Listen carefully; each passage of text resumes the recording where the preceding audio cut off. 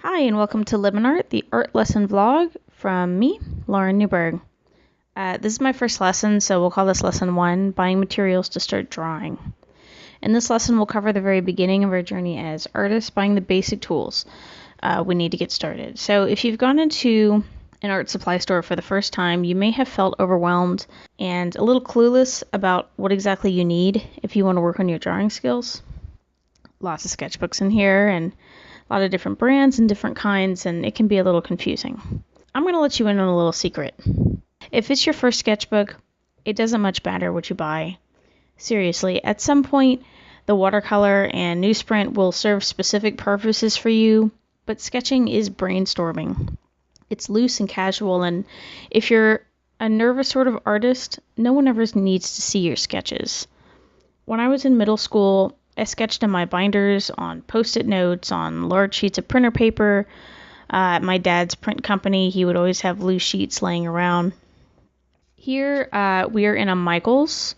If you're in a Hobby Lobby, they might have slightly different brands. You can also go to a local art store or a used art store, which I would highly recommend. Most of the brands are going to be about the same. Sometimes unique art stores will have special brands, but for now, we're going to assume that you're going into a major outlet. So in Michaels, they carry this Artist Loft series, which is priced significantly lower than other brands, but it shows in the quality. The paper is thin, and it'll do for pencil sketches, but ink and paint are going to bleed through the pages. You also see decorative sketchbooks. Knock yourself out, but personally I find it a little weird to have someone else's art on my art book. Canson is a brand you'll see in many varieties. Some people like them, I don't. I find their paper too thin and often glossy, so I avoid Canson. But if you like Canson, Canson is a popular brand, and there's nothing wrong with that. As an adult, I've also steered away from the hardcover books. I used to buy them all the time in high school, but you can't bend them backwards, and they're not super flexible, so I don't buy them now. Here we go. B Paper. I started using these after college, and I love this company. Their sketchbooks have a sticker that says the last sketchbook you'll ever need, and they are not kidding. The paper is thick and textured and holds up to pencil, ink, paint, whatever you throw at it. It's probably my favorite brand right now, and they're durable. The book itself is the toughest spiral-bound book I've found. Strathmore is another brand I highly recommend. I bought one of these flexible bound ones, and it really surprised me. It's lighter and more convenient than the B books, and still has a nice thick paper. So in most art stores, you'll see these yellow covered books with different writing on them, like tracing, sketching, newsprint. These are also Strathmore, but they're made for studio sketches. They're usually bigger. They're great, but we're going to focus on a sketchbook that you can walk around with. And it looks like Strathmore also has a sketchbook just for pencil. This is a good one to buy. I personally prefer thicker paper, but if you're just using pencil, the thin paper sketchbooks are fine. The one other Strathmore book I'd recommend are the tone books. They come in tan and gray, and they're really fun starting in mid-tone, so you can add dark and light lines. Yeah, these are really nice. Don't worry about the paint sketchbooks. We're going to focus on drawing right now, and besides, you can put paint in your B sketchbook or your Strathmore sketchbook, because those are usually made to be all-purpose. I actually didn't know that sketch pads from B paper existed. I can't review them yet because I haven't tried one, but I may try one. The Arches pads are not sketchbooks. They're watercolor paper blocks, so don't worry about those yet.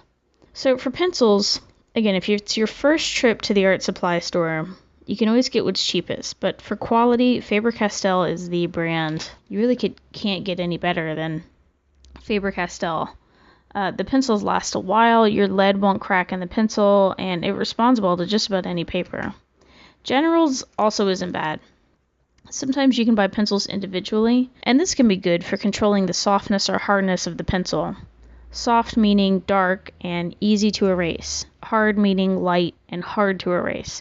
The scale uses B, BH, and H. The higher the number, the softer or harder the lead is. I'm not sure what F is. I assume F is in the middle, but I'm not sure about that. I might have to update the comments. Have to look it up. For an eraser, get yourself a kneadable eraser. It's really the only one you're going to need. And last, if you want a pen or something to ink your sketches, I recommend these. I really love Faber-Castell. You can always use a gel pen or anything else really, but if you want to get fancy, then stick with Faber-Castell. Okay, so here we have kind of a timeline of what I've used for sketching from around middle school until now. I used to draw on scrap paper, computer paper. This is a collaboration I did with a friend of mine, so shout out to Kelly on this one. More scrap paper. I did some watercolor on this one. And then around 14, I bought my first sketchbook from Barnes & Noble. I mostly used Prismacolor pencils in high school, mainly because that's all the sketchbook paper could take, and paint was a lot less convenient for sketching in classrooms. Here's the Strathmore flexible book I use now. I like the size a lot, and the binding is pretty durable. I use a lot of watercolor in this one. It lays flat, which is really nice too. And of course I use B. I have 3 sizes here. The little one fits in my purse. I mostly use it to do gestures at my husband's soccer games. The medium size fits in my art bag, so this is also pretty portable for me. This one specifically moved with me and lasted about a year, which is a lot longer than my other ones usually last. And this is the big size, which I carry in hand, so I don't use a bag when I bring it out. Some of my portfolio started in this one, so you'll see some sketches from the American Gods piece and stuff. So I started with loose paper, whatever I could get my hands on, and then I got a sketchbook as a teenager, and then as I got older, I got better and better sketchbooks. So for pencils, I used this case. I got this, I believe, at a used art supply store in the city, but I think they started carrying these at most major art supply stores. So here's Faber-Castell, of course. One of the individuals that we saw at Michael's, I got a few of those so that I could get the soft pencils because I like soft pencils. And I have toned pens, which are not black, they're kind of a gray, also for Faber-Castell. And those are for shading. For a sharpener, I just use a loose one and a kneadable eraser. So that's about it. I hope this helps with buying your first sketchbook. I think if you're going to be a better artist, sketching is definitely the first step. You want to always have something with you so that you can practice at any time. So the artist of the week, this week, for the first week, is Justin Gerard.